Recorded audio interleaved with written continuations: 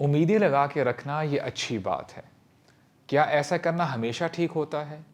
ये एक ऐसी मेंटल स्टेट है जिसमें लोग रहते हुए ये समझ लेते हैं कि हमारे पास लंबी ज़िंदगी है और हमारे पास ज़िंदगी की गारंटी है।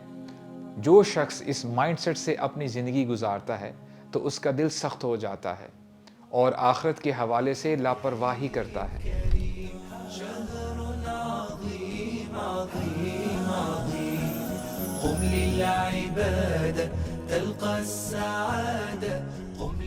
गलत उम्मीद रखने की एक निशानी ये भी है कि बंदा एक्सपेक्ट करे एक चीज़ को पाने के लिए लेकिन उसके लिए मेहनत ही ना करे।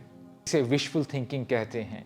जैसे कि अगर कोई सेहतमंद रहना चाहता है लेकिन अनहेल्दी खाने पीने में परहेज़ नहीं करता और ना ही एक्सरसाइज, तो ये बंदा कभी भी हेल्दी नहीं रह सकता।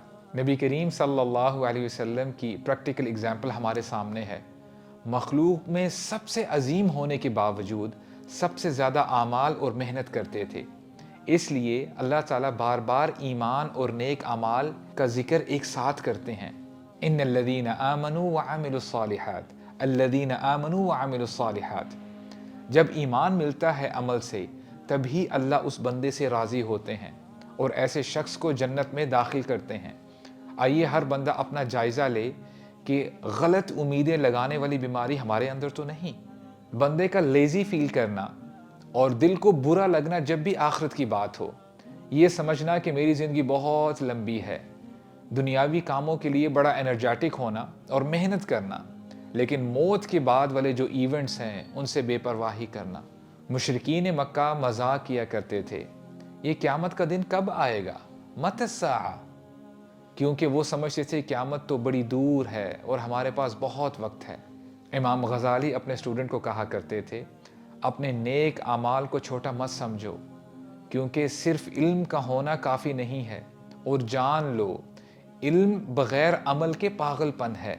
जो इल्म तुम्हें आज गुनाह से नहीं रोक रहा और अल्लाह की इताअत की तरफ नहीं लेकर जा रहा, वो तुम्हें कल जहन्नम की आग से भी नहीं बचाएगा। सुपरस्टिशंस पे बिलीव करना ये भी अलामत है इस बीमारी की। काली बिल्ली का सामने से गुजर जाना, इसको बुरा समझना, कुछ नंबर्स को बैड लक के साथ एसोसिएट करना, जैसे नंबर 13, सीजर्स का खाम खा चलाने से घर में लड़ाई हो जाएगी, ये समझना, शीशा टूट गया या दूध गिर गया तो कुछ बुरा हो जाएगा, अपना होरोस्कोप पढ़ना और प्रोटेक्शन के लिए काला धागा या तावीज़ पहनना, ये सब चीज़ें बीमारी का हिस्सा हैं।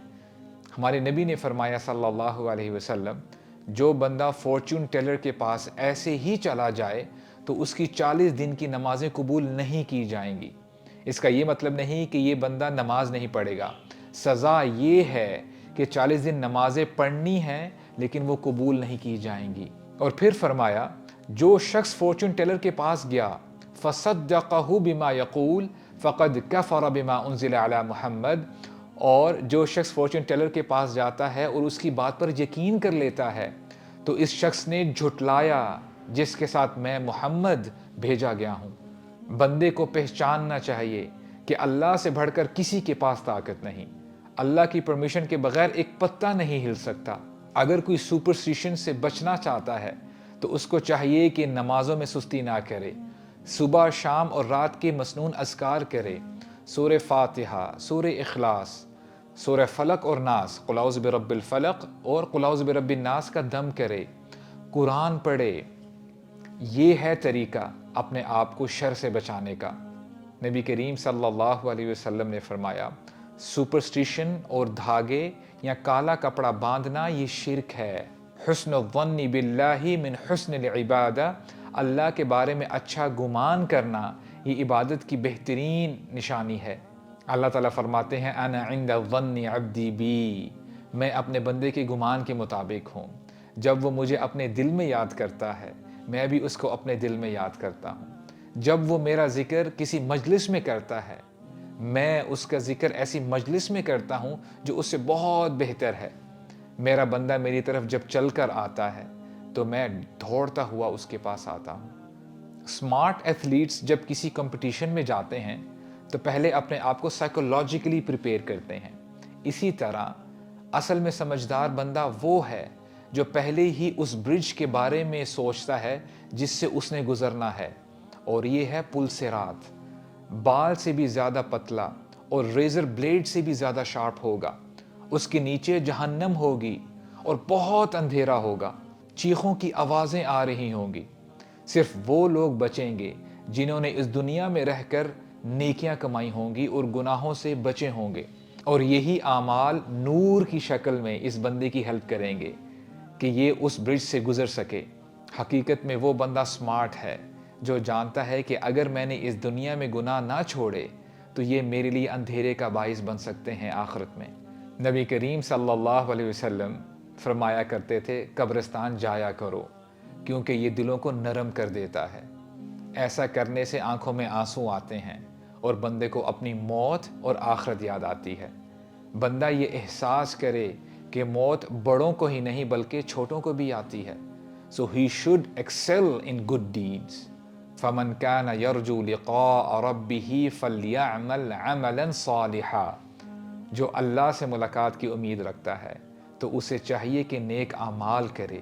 ایک مشہور حدیث ہے، من احب لقاء اللہ احب اللہ لقاءہ ومن کرہ لقاء اللہ کرہ اللہ لقاءہ۔ جو شخص اللہ کی ملاقات کو پسند کرے، اللہ تعالیٰ بھی اس کی ملاقات کو پسند کرتے ہیں، اور جو شخص اللہ کی ملاقات کو پسند نہیں کرتا تو اللہ تعالیٰ بھی اس سے ملاقات کرنے کو پسند نہیں کرتے۔ عائشہ رضی اللہ عنہا نے جب یہ بات سنی تو فرمایا، اے اللہ کے رسول، ہم نیچرلی موت کو ناپسند کرتے ہیں، تو اس کا کیا مطلب ہے؟ تو نبی نے جواب دیا صلی اللہ علیہ وسلم، اس کا مطلب یہ ہے عائشہ، جب اللہ کی مغفرت اور جنت کی بات ہو تو تمہارا دل کرے کہ تم اللہ تعالیٰ سے ملاقات کرو۔